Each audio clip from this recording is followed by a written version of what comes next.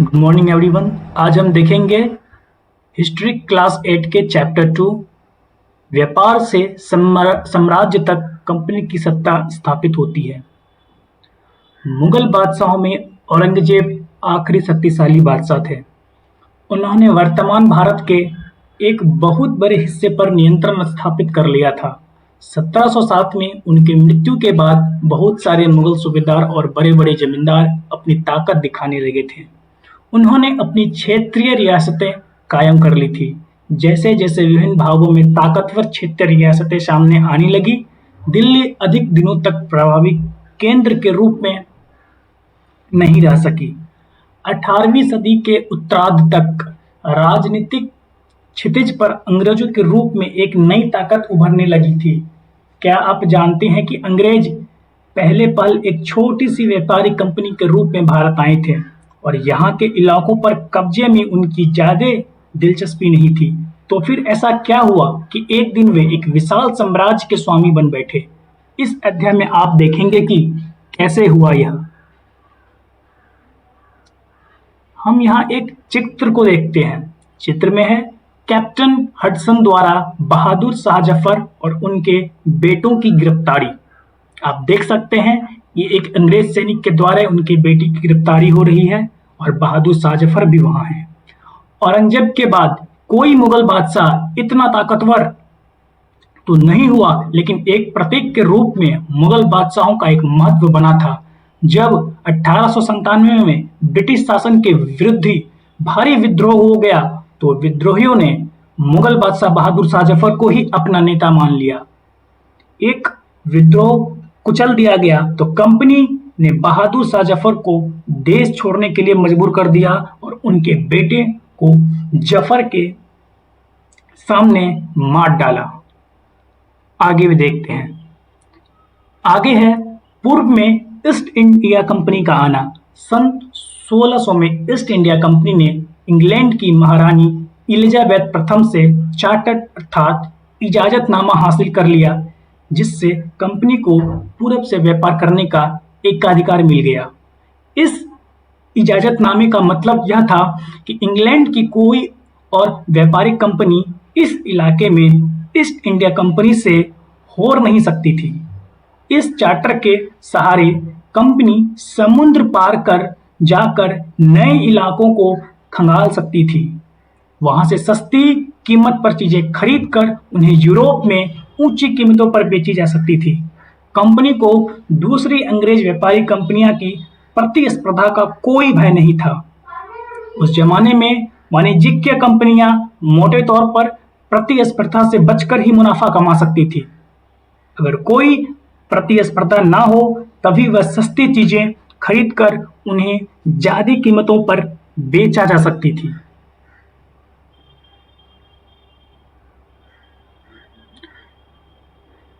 लेकिन यह शाही दस्तावेज दूसरी यूरोपीय ताकतों को पूरब से बाजारों में आने से रोक नहीं सकता था। जब तक इंग्लैंड के जहाज अफ्रीका के पश्चिम तट को छूते हुए कैप ऑफ गुड होप का चक्कर लगाकर हिंद महासागर पार करते, तब तक पुर्तगालियों ने भारत के पश्चिमी तट पर अपनी उपस्थिति दर्ज करा दी थी। वे गोवा में अपना ठिकाना बना चुके थे। पुर्तगाल के खोजी यात्री वास्को द गामा ने ही 1498 में पहली बार भारत तक पहुंचने के इस समुद्री मार्ग का पता लगाया था। 17वीं शताब्दी की शुरुआत तक डच भी हिंद महासागर में व्यापार की संभावनाएं तलाशने लगे थे। कुछ ही समय बाद फ्रांसीसी व्यापार भी सामने आ गए।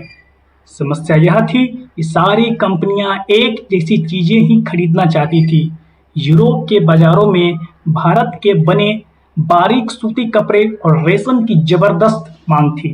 इसके अलावा काली मिर्च, लौंग, इलायची और दालचीनी की भी जबरदस्त मांग रहती थी। यूरोपीय कंपनी के बीच इस बढ़ती प्रतिस्पर्धा के से भारतीय बाजारों में इन चीजों की कीमतें बढ़ने लगी और इससे मिलने वाला मुनाफा गिरने लगा। अब इन व्यापारी कंपनियों के फलने फूलने की यही एक रास्ता था कि वे अपनी प्रतिस्पर्धा कंपनियों को खत्म कर दे। लिहाजा बाजारों पर कब्जे की इस होड़ ने व्यापारिक कंपनियों के बीच लड़ाइयों की शुरुआत कर दी। 17वीं और 18वीं सदी में जब भी मौका मिलता, कोई सी एक कंपनी किसी दूसरी कंपनी के जहाज डुबो देती, रास्ते में रुकावटें खड़ी कर देती और माल से लदे जहाजों को आगे बढ़ने से रोक देती। यह व्यापार हथियारों की मदद से चल रहा था और व्यापारिक चौकियों को किलेबंदी के जरिए सुरक्षित रखा जाता था। अपनी बस्तियों को किलेबंद करने और व्यापार में मुनाफा कमाने की इन कोशिशों के कारण स्थानीय शासकों से भी टकराव होने लगे। इस प्रकार व्यापार और राजनीति को भी एक दूसरे से अलग रखना कंपनी के लिए मुश्किल होता जा रहा था। आइए देखें कि यह कैसे हुआ। ईस्ट इंडिया कंपनी बंगाल में व्यापार शुरू करती है। पहली इंग्लिश फैक्ट्री 1691 में हुगली नदी के किनारे शुरू हुई। कंपनी के व्यापारी यहीं से अपना काम चलाते थे। इन व्यापारियों को उस जमाने में फैक्टर कहा जाता था। इस फैक्ट्री में वायसराय था, जहां निर्यात होने वाली चीजों को जमा किया जाता था।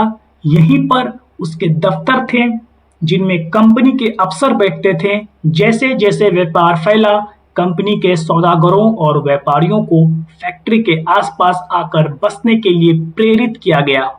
व्यापारियों को फैक्ट्री के आसपास आकर बसने के लिए प्रेरित किया गया और 1696 तक कंपनी ने इस आबादी के चारों तरफ एक किला बनाना शुरू कर दिया गया था।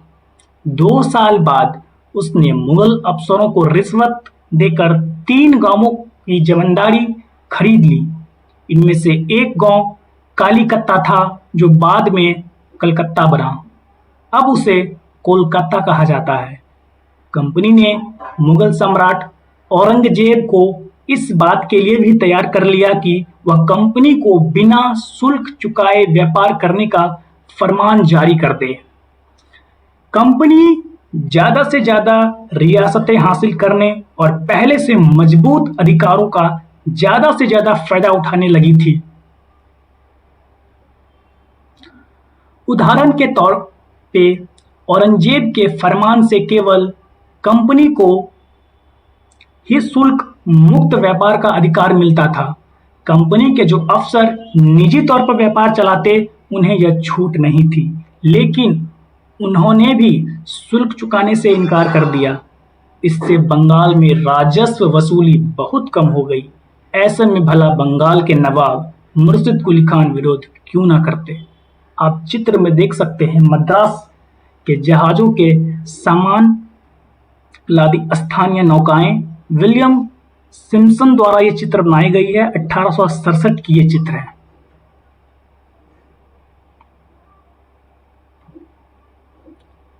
चलिए आगे देखते हैं।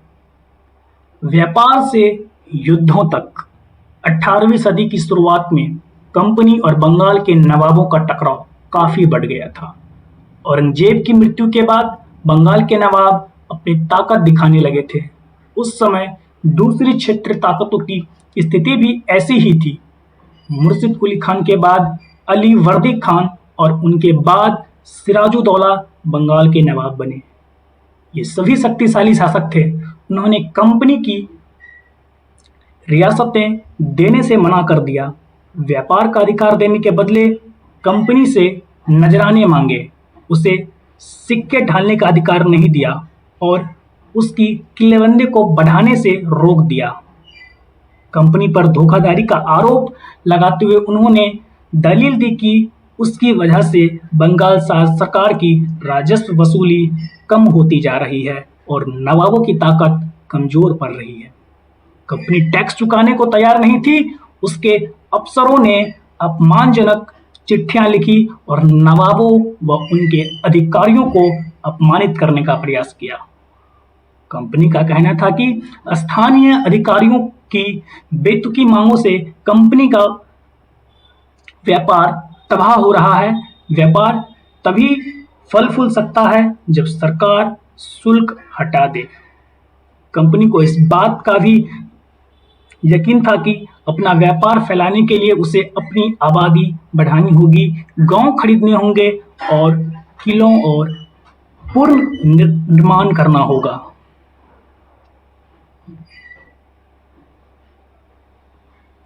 ये टकराव दिनों दिन गंभीर होते गए।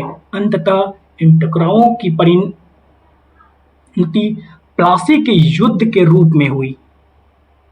प्लासी का युद्ध 1756 में अली वर्दी खां की मृत्यु के बाद सिराजुद्दौला बंगाल के नवाब बने।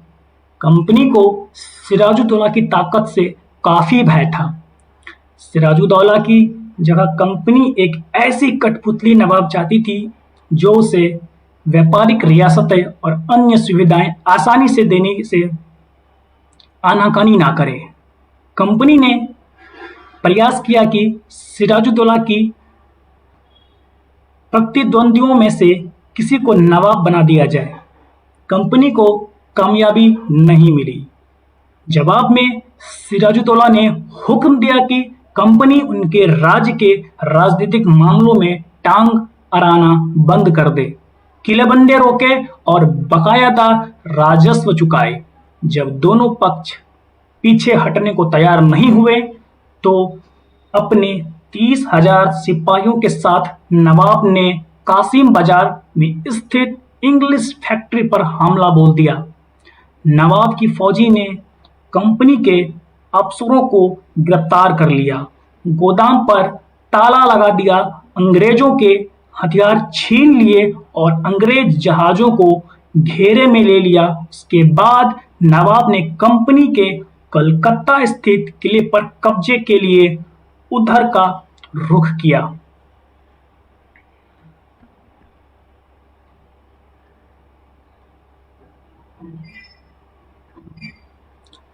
कलकत्ता के हाथ से निकल जाने की खबर सुनने बाद मद्रास में तैनात कंपनी के अफसरों ने भी रॉबर्ट क्लाइव के नेतृत्व में सेनाओं को रवाना कर दिया। इस सेना को नौसैनिक बेड़े की मदद भी मिल रही थी। इसके बाद नवाब के साथ लंबे समय तक सौदाबाजी चली। आखिरकार 1757 में रॉबर्ट क्लाइव ने प्लासी के मैदान में सिराजुद्दौला के खिलाफ कंपनी की सेना का नेतृत्व किया। नवाब सिराजुद्दौला की हार का एक बड़ा कारण उसके सेनापतियों में से एक सेनापति मीर जाफर की कारगुजारियां में भी थी। मीर जाफर की टुकड़ियों ने इस युद्ध में हिस्सा नहीं लिया। रॉबर्ट क्लाइव ने यह कहकर उसे अपने साथ मिला लिया था कि सिराजुद्दौला को हटाकर मीर जाफर को नवाब बना दिया जाएगा। आप यहाँ सिराजुद्दौला की तस्वीर देख सकते हैं। चलिए, ये है रॉबर्ट क्लाइव की तस्वीर और कठपुतली। यह एक खिलौना होता है जिसे आप धागों के सहारे अपने हिसाब से नचाते हैं।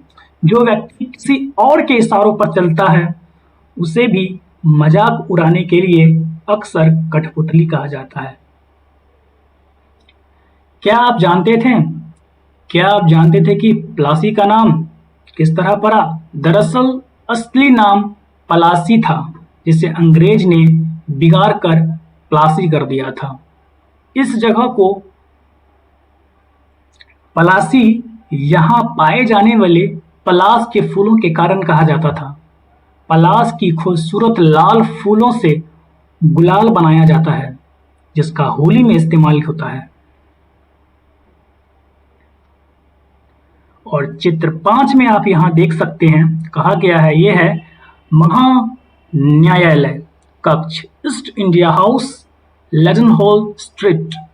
ईस्ट इंडिया कंपनी के कोर्ट ऑफ प्रोप्राइटर्स की लंदन स्थित लेजन हॉल स्ट्रीट पर बनी ईस्ट इंडिया हाउस में बैठक होती थी। यह ऐसी ही एक सभा का चित्र है जो आप देख सकते हैं। संपन्नता का आश्वासन। इंग्लैंड के लोग ईस्ट इंडिया कंपनी की शासकीय महत्वाकांक्षाओं को संदेह और अविश्वास से देखते थे। प्लासी की लड़ाई के बाद रॉबर्ट क्लाइव ने अंग्रेज सम्राट के एक मुख्य विदेश मंत्री विलियम पिट को 7 जनवरी 1759 को कलकत्ते से यह चिट्ठी भेजी थी। लेकिन इतनी विशाल सत्ता एक वाणिज्यिक कंपनी के लिए बहुत बड़ी बात होगी। मैं खुद यह सोचकर अचंभित हूं कि इस समृद्ध रियासतों पर पूरा कब्जा हासिल करने में कोई परेशानी नहीं आएगी। अब मैं यह फैसला आप पर छोड़ता हूं कि क्या सालाना 20 लाख स्टर्लिंग की आमदनी और 3 प्रांतों का कब्जा कोई ऐसी चीज है जिस पर इतना शोर मचाना उचित हो। आइए आगे देखते हैं। प्लासी की जंग इतनी महत्वपूर्ण मानी जाती है क्योंकि भारत में यह कंपनी की पहली बड़ी जीत थी। प्लासी की जंग के बाद सिराजुद्दौला को मार दिया गया और फिर मीर जाफर नवाब बना।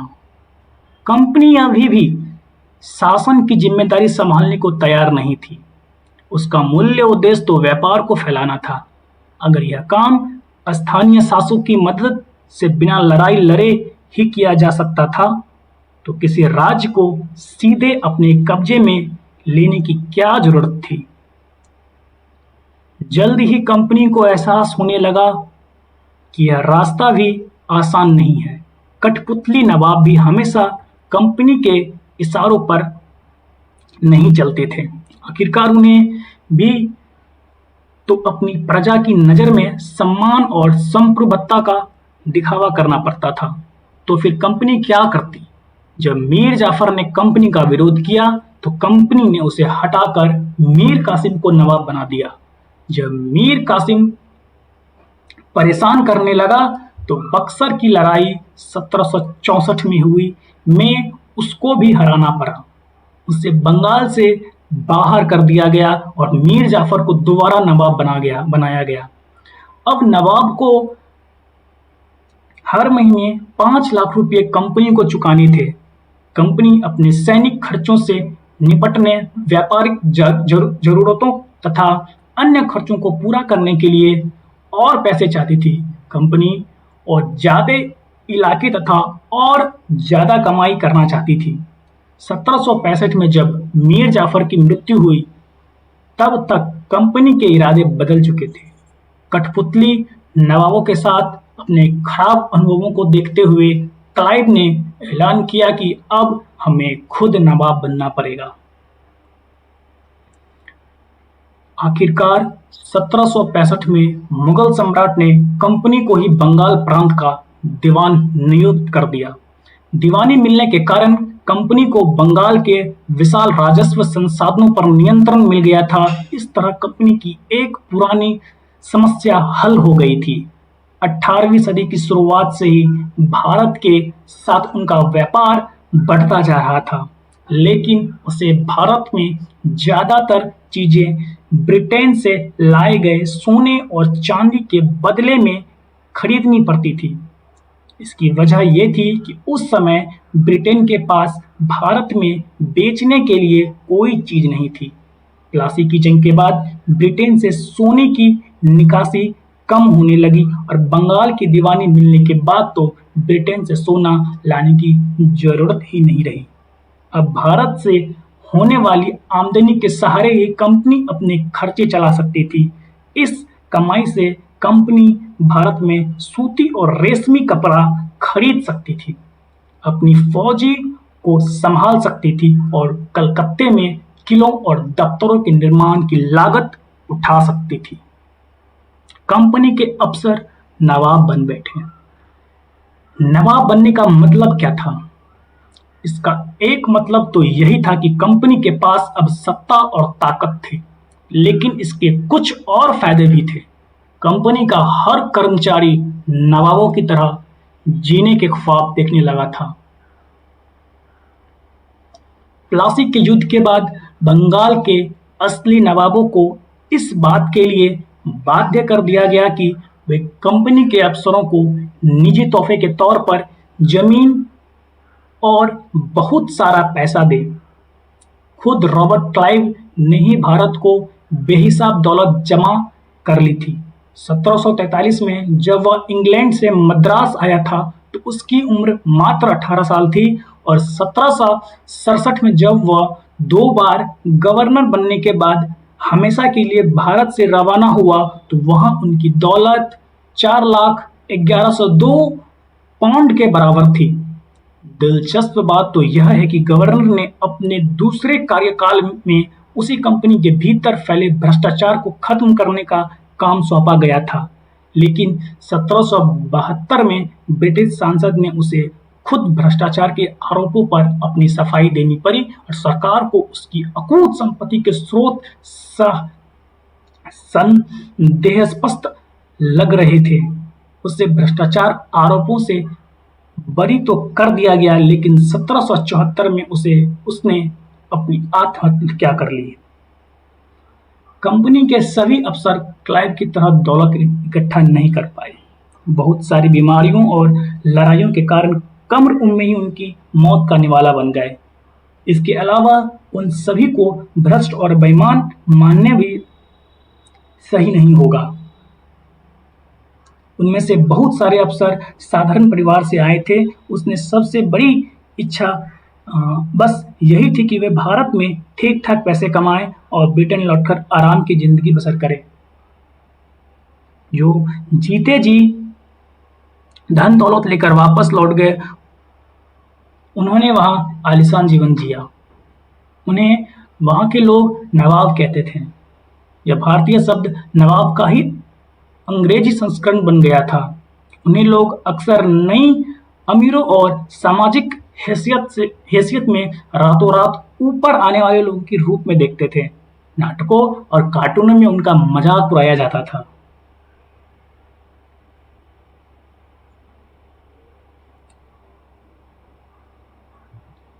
कंपनी का फैलता शासन।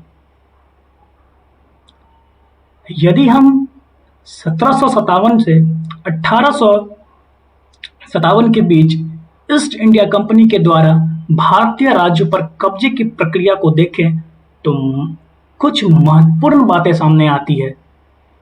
किसी अनजान इलाके में कंपनी ने सीधे सैनिक हमला तैयार नहीं किए।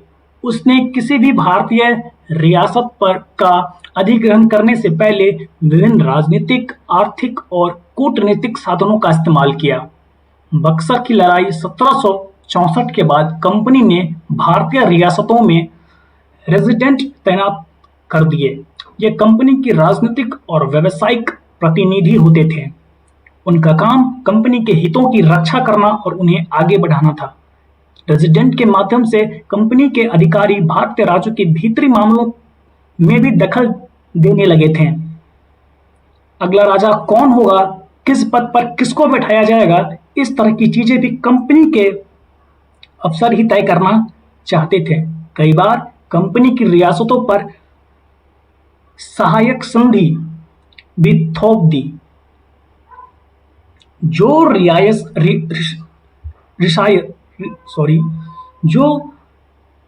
रियासत इस बंदोबस्त को मान लेती थी कि उसे अपनी स्वतंत्र सेना रखने का अधिकार नहीं रहता था, उसे कंपनी की तरफ से सुरक्षा थी और सहायक सेना के रखाव के लिए वह कंपनी को पैसा देती थी।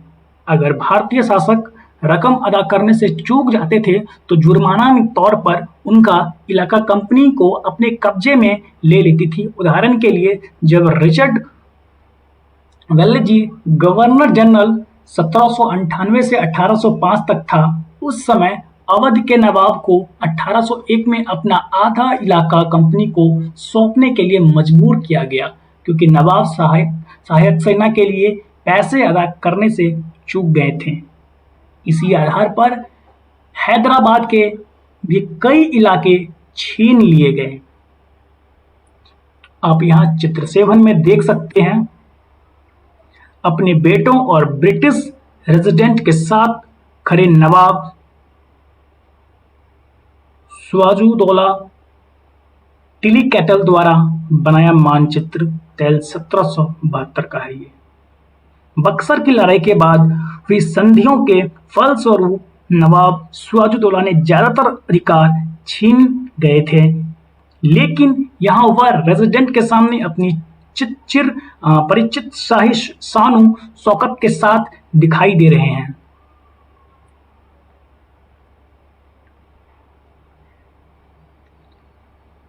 अब यहाँ स्रोत 3 में देखते हैं क्लाइव खुद को कैसे दिखते थे। ठीक है, सांसद की एक समिति के सामने सुनवाई के दौरान क्लाइव ने कहा था कि प्लासी की लड़ाई के बाद उसने जबरदस्त संयम का परिचय दिया। आइए देखिए उसने क्या कहा। उस स्थिति की कल्पना कीजिए जहां प्लासी की जीत ने मुझे लाकर खड़ा कर दिया था। एक ताकतवर राजा मेरे इशारों पर चल रहा था, एक संपन्न शहर मेरी दया पर चल था, उसके सारे दौलतमंद महाजन मेरी एक एक मुस्कुराहटे के लिए एक दूसरे के गिरे बाण खींच रहे थे। मैं ऐसे खजानों के बीच से गुजर रहा था जो सिर्फ मेरे लिए खुले हुए थे। एक तरफ सोना तो दूसरी तरफ जवाहरात थे। अध्यक्ष महोदय, मैं अपने इस संयम को देखकर खुद हैरान हूं। गतिविधि करना है यहाँ। कल्पना कीजिए कि आप कंपनी के एक युवा अफसर हैं और कुछ महीने के लिए भारत आए हैं। अब इंग्लैंड में रहने वाली अपनी माँ के नाम एक चिट्ठी लिखकर उन्हें अपनी ऐशो आराम भरी जिंदगी के बारे में बताएं और तुलना ब्रिटेन में अपने पुराने जीवन से करें। स्रोत 4 में देखते हैं रेजिडेंट की ताकत क्या होती है। कंपनी द्वारा नियुक्त किए गए रेजिडेंट्स के बारे में स्कॉटलैंड ने प्रसिद्ध अर्थशास्त्री और राजनीतिक दार्शनिक जेम्स मिल ने यह कहा था, दरअसल रेजिडेंट रियासतें का राजा होता है। हम उसे हस्तक्षेप की मनचाही निषेधाज्ञा के तहत काम करने की छूट देते हैं। जब एक स्थानीय राजा पूरी तरह अधीनस्थ रहता है और उसे रेजिडेंट यानी ब्रिटिश सरकार के माफिक कम करता है तो चीजें आराम से चलती रहती है। शासन के कामों में रेजिडेंट की दखल अंदाजी के बिना सब कुछ चल जाता है। जब भी कुछ अलग तरह का घटना है तब भी राजा कोई ऐसी रास्ता अपनाता है जिसे ब्रिटिश सरकार गलत मानती है तो टकराव और उथल पुथल पैदा हो जाती है। आइए अब देखते हैं टीपू सुल्तान शेरे मैसूर के बारे में। जब कंपनी को अपने राजनीतिक और आर्थिक हितों पर खतरा दिखाई दिया तो कंपनी ने प्रत्यक्ष सैनिक टकराव का रास्ता भी अपनाया। दक्षिण भारतीय राज्य मैसूर के उदाहरण से यह बात समझी जा सकती है।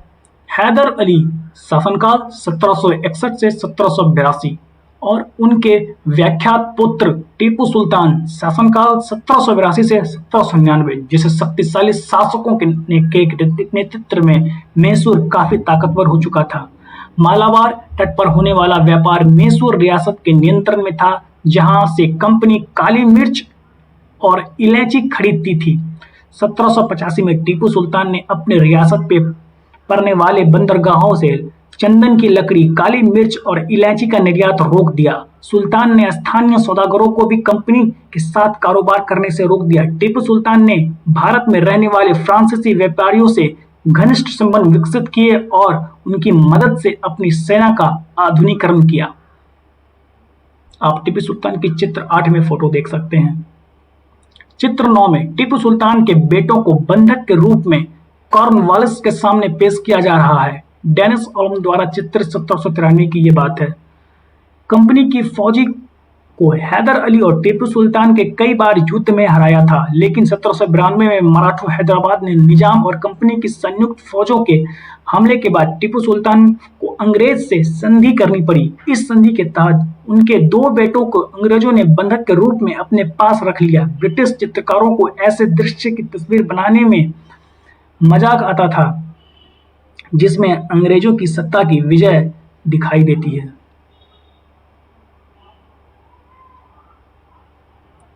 सुल्तान के इस कदमों से अंग्रेज आग बबूला हो गए। उन्हें हैदर अली और टीपू सुल्तान बहुत महत्वाकांक्षी, घमंडी और खतरनाक दिखाई देते थे। अंग्रेजों को लगता था कि ऐसे राजाओं को नियंत्रण करना और कुचलना जरूरी है। फलस्वरूप मैसूर के साथ अंग्रेजों की 4 बार जंग हुई। 1767 से 1769, 1780 से 1784, 1790 से 1792 और 1799। श्रीरंगपट्टम की आखिरी जंग में कंपनी को सफलता मिली। अपनी राजधानी की रक्षा करते हुए टीपू सुल्तान मारे गए और मैसूर का राजकाज पुराने वोडियार राजवंश के हाथों में सौंप दिया गया। इसके साथ ही मैसूर पर भी सहायक संधि थोप दी गई। टीपू सुल्तान की कहानियां आइए देखते हैं। राजाओं की छवि अक्सर जनशत्रुओं से भी बनती है। प्रचलित किस्सों में उनकी ताकत का खूब जसगान किया जाता है। 1782 में मैसूर के राजा बने टीपू सुल्तान के बारे में कहा जाता है कि एक बार वे अपनी फ्रांसीसी दोस्त के साथ जंगल में शिकार खेलने गए थे। वहां एक शेर उनके सामने आ गया। उनकी बंदूक ने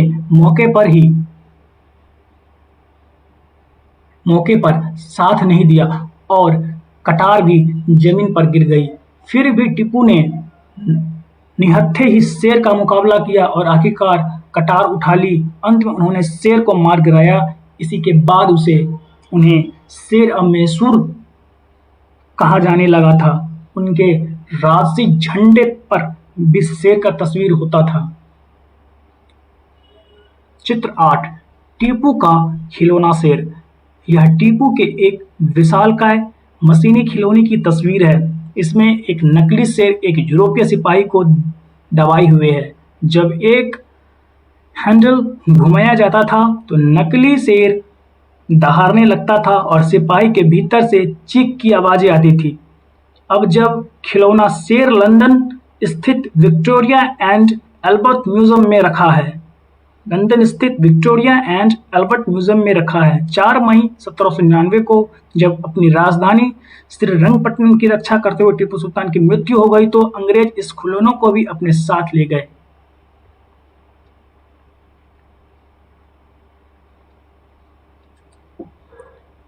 मराठों से लड़ाई। 18वीं शताब्दी के आखिर में कंपनी मराठों की ताकत को भी काबू और खत्म करने के बारे में सोचने लगी थी।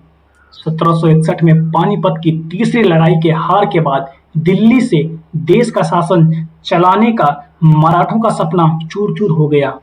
उन्हें कई राज्यों में बांट दिया गया। इन राज्यों की बागडोर सिंधिया होकर गायकवाड़ और भोसले जैसे अलग-अलग राजवंशों के हाथों में थी। ये सारे सरदार एक पेशवा यानी कि सर्वोच्च मंत्री के अंतर्गत एक कन्फेडेरेसी यानी कि राजमंडल के सदस्य थे। पेशवा इस राजमंडल का सैनिक और प्रशासकीय प्रमुख होता था और पुणे में रहता था। महादजी सिंधिया और नाना फडणवीस 18वीं सदी के आखिर के 2 प्रसिद्ध मराठा योद्धा और राजनीतिज्ञ थे। एक के बाद एक कई युद्ध में कंपनी ने मराठों को टेकने पर मजबूर कर दिया। पहला युद्ध 1782 में सालबाई संधि के साथ खत्म हुआ, जिसमें कोई पक्ष नहीं जीत पाया। दूसरा अंग्रेज मराठा युद्ध 1803-1805 में कई मोर्चे पर लड़ा गया। इनका नतीजा यह हुआ कि उड़ीसा और यमुना के उत्तर में स्थित आगरा व दिल्ली सहित कई भूभाग अंग्रेजों के कब्जे में आ गए। अंततः 1817 से 1819 के तीसरे अंग्रेज मराठा युद्ध में मराठों की ताकत को पूरी तरह कुचल दिया गया। पेशवा को पुणे से हटाकर कानपुर के पास बिठूर में पेशन पर भेज दिया गया। अब विंध्य के दक्षिण में स्थित पूरे भूभाग पर कंपनी का नियंत्रण हो चुका था।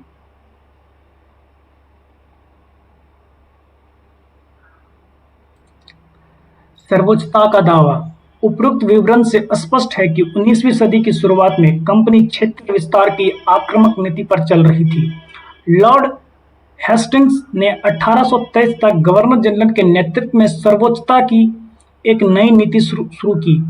कंपनी का दावा था कि उसकी सत्ता सर्वोच्च है, इसलिए वह भारतीय राज्यों से ऊपर है। अपने हितों की रक्षा के लिए वह भारतीय रियासतों को अधिग्रहण करने या उनको अधिग्रहण की धमकी देने का अधिकार अपने पास मानती थी। यह सोच बाद में भी अंग्रेजों की नीतियां में दिखाई देती रही। लेकिन यह प्रक्रिया बेरोक-टोक नहीं चली। उदाहरण के लिए जब अंग्रेजों ने कित्तूर, फिलहाल कर्नाटक में, के छोटे से राज्य को कब्जे में लेने का प्रयास किया तो रानी चेन्नम्मा ने हथियार उठा लिया और अंग्रेजों के खिलाफ आंदोलन छोड़ दिया। 1824 में उन्हें गिरफ्तार किया गया और 1829 में जेल में ही उनकी मृत्यु हो गई। चेन्नम्मा के बाद कित्तूर स्थित संगोली के एक गरीब चौकीदार रयन्ना ने यह विरोध जारी रखा। चौतरफा समर्थन और सहायता से उन्होंने बहुत सारे ब्रिटिश शिविरों और दस्तावेजों को नष्ट कर दिया था। आखिरकार उन्हें भी अंग्रेजों ने पकड़कर 1830 में फांसी पर लटका दिया। प्रतिरोध के ऐसे कई दूसरे उदाहरण आप इन किताब में आगे पढ़ेंगे। 1830 के दशक के अंत में ईस्ट इंडिया कंपनी रूस के प्रभाव से बहुत डरी हुई थी। कंपनी को भय था कि कहीं रूस का प्रभाव पूरे एशिया में फैलकर उत्तर पश्चिम से भारत को भी अपनी चपेट में ना ले ले। इसी डर के चलते अंग्रेज अब उत्तर पश्चिमी भारत पर भी अपना नियंत्रण स्थापित करना चाहते थे। उन्होंने 1838 से 1842 के बीच अफगानिस्तान के स्थान एक लंबी लड़ाई लड़ी और वहां अप्रत्यक्ष कंपनी शासन स्थापित कर लिया। 1844 में सिंध भी कब्जे में आ गया। इसके बाद पंजाब की बारी थी। यहाँ महाराजा रंजीत सिंह ने कंपनी की दाल नहीं गलने दी। 1839 में उनकी मृत्यु के बाद इस रियासत के साथ दो लंबी लड़ाइयां हुई और आखिरकार 1849 में अंग्रेजों ने पंजाब पर भी अपना अधिग्रहण कर लिया। आप चित्र 13 में महाराजा रंजीत सिंह का दरबार देख सकते हैं और ये चित्र 14 में संबलपुर के वीर सुरेंद्र शाह का चित्र है। आइए देखते हैं विलय नीति क्या है। अधिग्रहण की आखिरी लहर 1848 से 1856 के बीच गवर्नर जनरल बने लॉर्ड डलहौजी के शासनकाल में चली। लॉर्ड डलहौजी ने एक नई नीति अपनाई जिसे विलय नीति का नाम दिया गया। यह सिद्धांत इस तर्क पर आधारित था कि अगर किसी शासक की मृत्यु हो जाती है और उसका कोई पुरुष वारिस नहीं हो तो उसकी रियासत हड़प ली जाएगी, यानी कंपनी के भूभाग का हिस्सा बन जाएगा। यह सिद्धांत के आधार पर एक के बाद एक रियासतें सतारा 1848, संबलपुर 1850, उदयपुर 1852, नागपुर 1853 और झांसी 1854 अंग्रेजों के हाथ में चली गई। आखिरकार 1856 में कंपनी ने अवध को भी अपने नियंत्रण में ले लिया। इसके बाद अंग्रेजों ने एक नया तर्क दिया। उन्होंने कहा कि वे अवध की जनता को नवाब के कुशासन से आजाद कराने के लिए कर्तव्य से बंधे हुए हैं, इसीलिए वे अवध पर कब्जा करने को मजबूर हैं। अपने प्रिय नवाब को जिस तरह से गद्दी से हटाया गया उसे देखकर लोगों में गुस्सा भर उठा और अवध के लोग भी 1857 में महान विद्रोह में शामिल हो गए। यहाँ एक गतिविधि है, उसे हमें करना है। कल्पना कीजिए कि आप नवाब के भतीजे हैं। आपको बचपन से ही यह एहसास कराया गया कि एक दिन आप राजगद्दी संभालेंगे। अब आपको पता चलता है कि विलय नीति के कारण अंग्रेज आपको राजा नहीं बनने देंगे। आपको कैसा लगेगा? राजगद्दी पाने के लिए आप क्या करेंगे? आइए हम दो मानचित्र अपने भारत के नक्शे को देखते हैं। एक नक्शा हमारा 1797 का है और दूसरा हमारा 1840 का है। 1797 में हम देखते हैं क्या है। 1797 में यहाँ पे हमें लाहौर देखने को मिल रहा है जो कि काले बिंदु से दर्शाया गया है।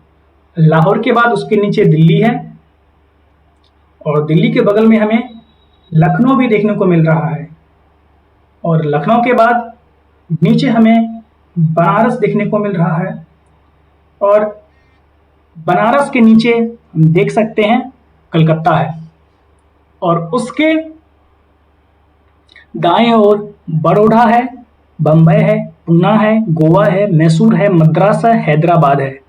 और यहां बात ये आ रही है कि जो पीली रंग की कलर है, ब्रिटिश शासन के अधीन क्षेत्र हैं वो सारे, यानी कि बनारस, कलकत्ता और ये साइड से हैदराबाद वाला और मैसूर के आसपास। और जो यहाँ पे गेरुआ रंग का है क्षेत्र, जो ब्रिटिश शासन के अधीन नहीं थे वो वाला क्षेत्र है। लेकिन जब सत्ता 1840 में आई, यानी कि आप कह सकते हैं 43 साल बाद बहुत कुछ बदल चुका था। बनारस, कलकत्ता, दिल्ली, बम्बई, गोवा, मैसूर, मद्रास, ये सभी जगह अब ब्रिटिश शासन के अधीन क्षेत्र थे। लेकिन अब जब बातें और आगे बढ़ी 1857 में, तो आप देख सकते हैं कि पीले रंग की जितने भी आप देख रहे हैं अधीन क्षेत्र, वो ब्रिटिश शासन का अधीन क्षेत्र है। अब आते हैं नए शासन की स्थापना पे।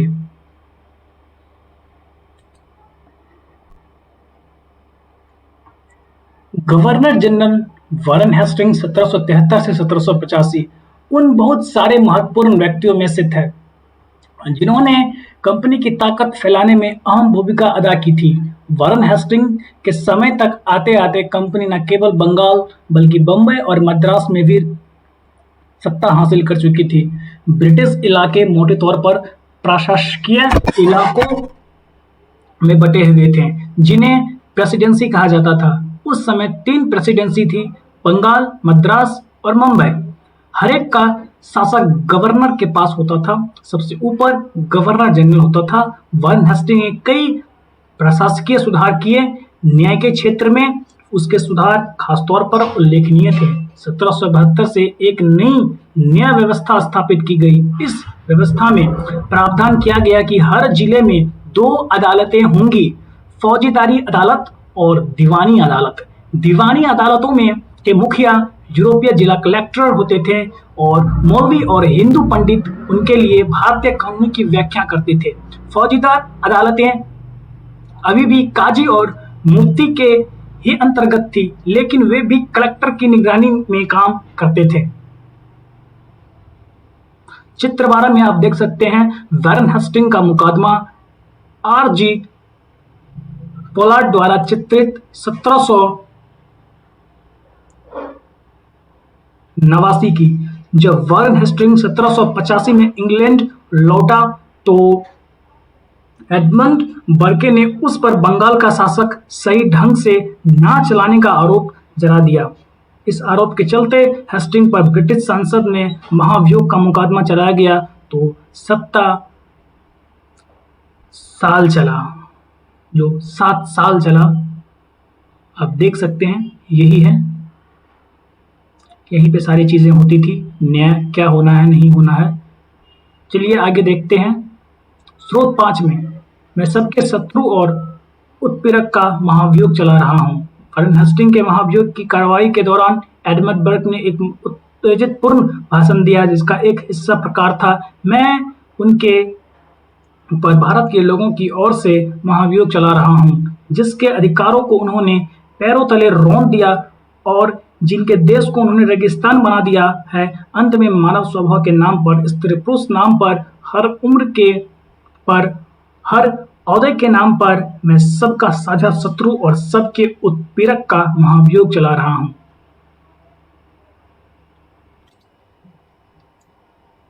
एक बड़ी समस्या यह थी कि ब्राह्मण पंडित धर्मशास्त्र के अलग अलग शाखाओं के हिसाब से स्थानीय कानूनों की अलग अलग व्याख्या कर देते थे। इस भिन्नता को खत्म करने के समरूपता लेने के लिए 1775 में 11 पंडितों को भारतीय कानूनों का एक संकलन तैयार करने का काम सौंपा गया। एन.बी. हॉलैंड ने इस संकलन का अंग्रेजी में अनुवाद किया। 1778 तक यूरोपीय न्यायाधीशों के लिए मुस्लिम कानूनों की एक संहिता तैयार कर ली गई थी। 1773 में रेगुलेटिंग एक्ट के तहत एक नए सर्वोच्च न्यायालय की स्थापना की गई। इसके अलावा कलकत्ता में अपीलीय अदालत, सदर निजामत अदालत की स्थापना भी की गई। भारतीय जिले में कलेक्टर सबसे बड़ा ओहदा होता था। जैसे कि नाम से ही पता चलता है, उनका मुख्य काम लगान और कर इकट्ठा करना और न्यायाधीशों, पुलिस अधिकारियों व दरोगों की सहायता से जिले में कानून व्यवस्था बनाए रखना होता था। उनका कार्य कलेक्ट्रेट सत्ता और संरक्षण का नया केंद्र बन गया था, जिसने पुराने सत्ता केंद्रों को खारिज किए ढके दिया। कंपनी की फौज। कंपनी के साथ भारत में शासन और सुधार के लिए नए विचार तो आए, लेकिन उसकी असली सत्ता सैनिक ताकत में थी। मुगल फौज मुख्य रूप से घुड़सवार, सवार घोड़े पर चलने वाले प्रशिक्षित और पैदल सेना थी। उन्हें तीरंदाजी और तलवारबाजी का प्रशिक्षण दिया जाता था। सेना में सवारों का दबदबा रहता था और मुगल साम्राज्य को एक विशाल पेशेवर प्रशिक्षण वाली पैदल सेना की जरूरत महसूस नहीं होती थी। ग्रामीण इलाकों में सशस्त्र किसानों की बड़ी संख्या थी। स्थानीय जमींदार मुगलों को जरूरत पड़ने पर पैदल सिपाही मुहैया कराते थे। 18वीं सदी में जब अवध और बनारस जैसे रियासतों में किसानों को भर्ती करके उन्हें पेशेवर सैनिक प्रशिक्षण दिया जाने लगा, तो यह सूरत बदलने लगी। ईस्ट इंडिया कंपनी ने जब अपनी सेना के लिए भर्ती शुरू की, तो उसने भी यही तरीका अपनाया। अंग्रेज अपनी सेना को सिपाही, जो भारतीय शब्द सिपाही से ही बना है, आर्मी कहते थे। सिपाही का शब्द का मतलब आर्मी। 1820 के दशक से जैसे जैसे युद्ध तकनीक बदलने लगी, कंपनी की सेना में घुड़सवार टुकड़ियों की जरूरत कम होती गई। इसकी वजह यह थी कि ब्रिटिश साम्राज्य बर्मा, अफगानिस्तान और मिस्र में भी लग रही थी, जहां सिपाही मस्केट, तोरेदार बंदूक और मैचलॉक से लेस होते थे। कंपनी की सेना की सिपाहियों की बदलती सैनिक आवश्यकताओं का ध्यान रखना पड़ता था और अब उसकी पैदल टुकड़ी ज्यादा महत्वपूर्ण होती जा रही थी। 19वीं सदी की शुरुआत में अंग्रेज एक समरूप सैनिक संस्कृति विकसित करने लगे थे। सिपाहियों को यूरोपीय ढंग से प्रशिक्षण, अभ्यास और अनुशासन सिखाया जाने लगा। अब उनका जीवन पहले से भी ज्यादा नियंत्रित था। इस कोशिश में कभी कभी समस्याएं भी आती थी, क्योंकि पेशेवर सिपाहियों की सेना खड़ा करने के चक्कर में अंग्रेज कई बार जाति और संविधान की भावनाओं को नजरअंदाज कर देते थे। भला लोग अपनी जाति और धार्मिक भावनाओं को इतना आसानी से कैसे छोड़ सकते थे? क्या वे खुद को अपने समुदाय का सदस्य मानने की वजह सिर्फ सिपाही मान सकते थे? सिपाही का क्या महसूस करते थे? अपने जीवन और अपनी पहचान, यानी वे कौन हैं, इस बात के एहसास में दो बदलाव आ रहे थे। उनको सिपाहियों ने किस तरह देखा?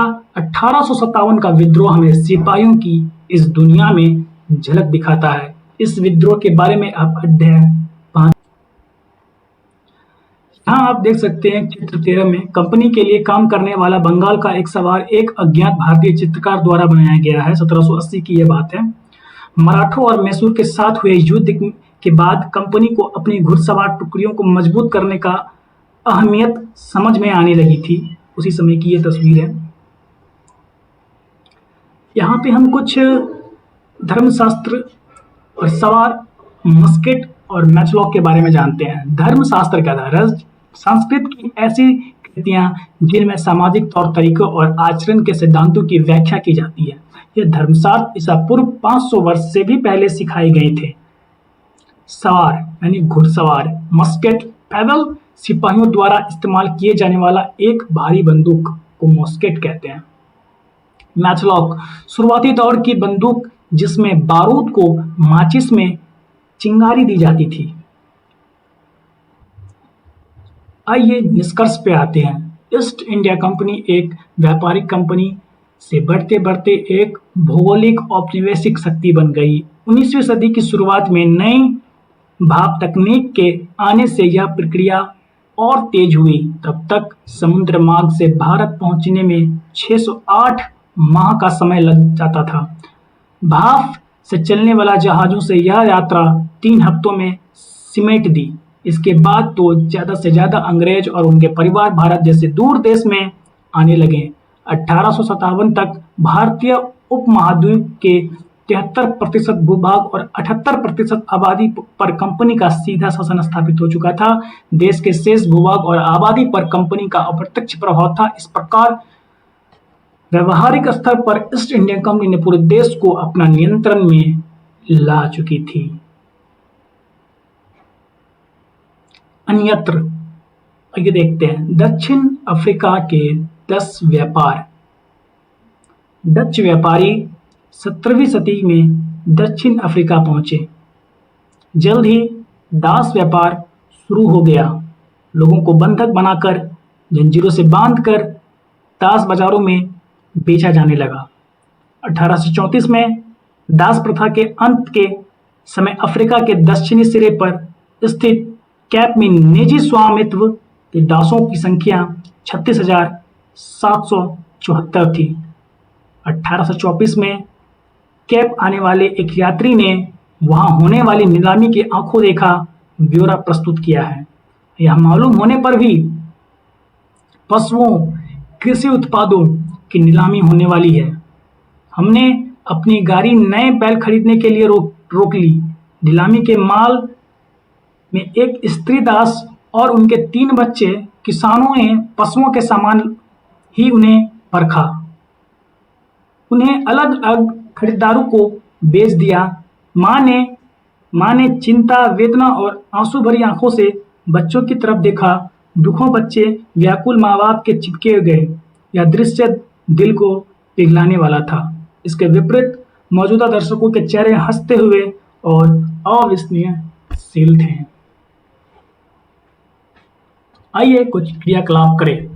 आप 18वीं सदी के आखिर और 19वीं सदी के प्रारंभ में इंग्लैंड में रह रहे हैं। ब्रिटिश विजय की कहानी पर आपका क्या प्रतिक्रिया रहेगी? याद रखिए कि आप वहां जाने वाले बहुत सारे अवसरों की बेहिसाब कमाई के बारे में जान चुके हैं।